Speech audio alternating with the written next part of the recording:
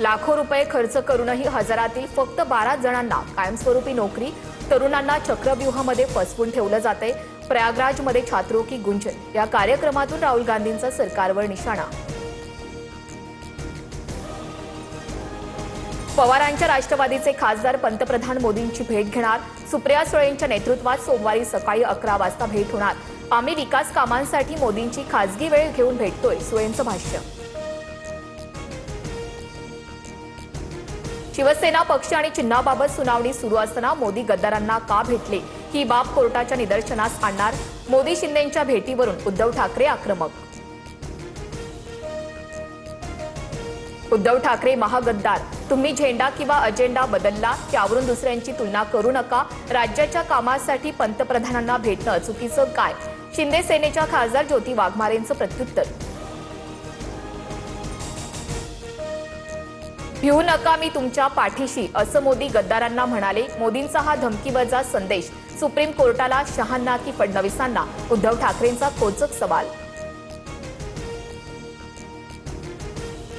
प्रफुल्ल पटेल, सुनील तटकरेंना राष्ट्रवादी ताब्यात घ्यायचे असल्याचं दिसतंय, त्यामुळे सुनेत्रा पवारांना त्रास देणं सुरू। रुपाली ठोंबरेंचा खळबळजनक आरोप। राष्ट्रवादीचे प्रदेशाध्यक्ष बदलले पाहिजेत, अजितदादाही तटकरेंना पदावरून हटवणार होते, रुपाली ठोंबरेंचा दावा। तर तटकरेंबद्दल पक्षाचे प्रमुख पदाधिकारी बसून निर्णय घेतील, हसन मुश्रीफांचं सूचक विधान।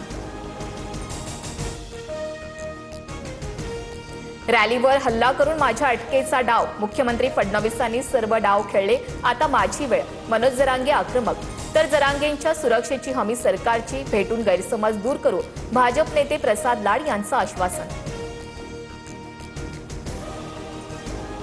कुणावर अन्याय करण्याचा माझा स्वभाव नाही, मी ओबीसी एवढाच मराठ्यांच्याही जवळचा, मंत्री चंद्रशेखर बावनकुळेंचं स्पष्टीकरण।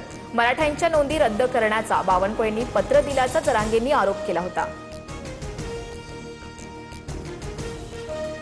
भूकंपाच्या धक्क्यांनी नाशिक हादरलं, शहर आणि जिल्ह्यासह अनेक भागात भूकंपाचे धक्के। 4.3 रिश्टर स्केल इतकी भूकंपाची तीव्रता।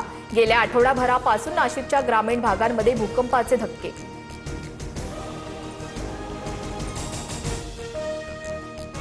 डोंबिवली डॉक्टर मारहाण प्रकरणातील शिंदेंचा नगरसेवक रमेश म्हात्रेची सुटका। 20 दिवसानंतर रमेश म्हात्रे तुरुंगाबाहेर, न्यायालय जो निर्णय देईल तो मान्य असेल, रमेश म्हात्रेची प्रतिक्रिया।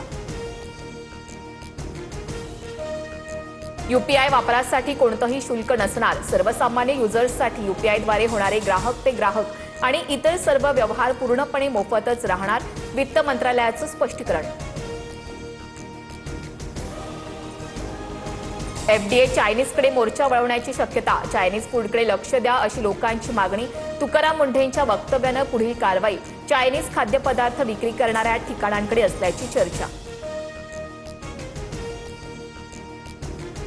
नंदुरबारमध्ये 56 मुलांचं लैंगिक शोषण, आरोपीकडून 649 व्हिडिओ आणि 1000हून अधिक फोटो हस्तगत। आरोपी चेतन कोळीला 12 ऑगस्टपर्यंत पोलीस कोठडी, ब्लॅकमेल करून अत्याचार केल्याचा आरोप।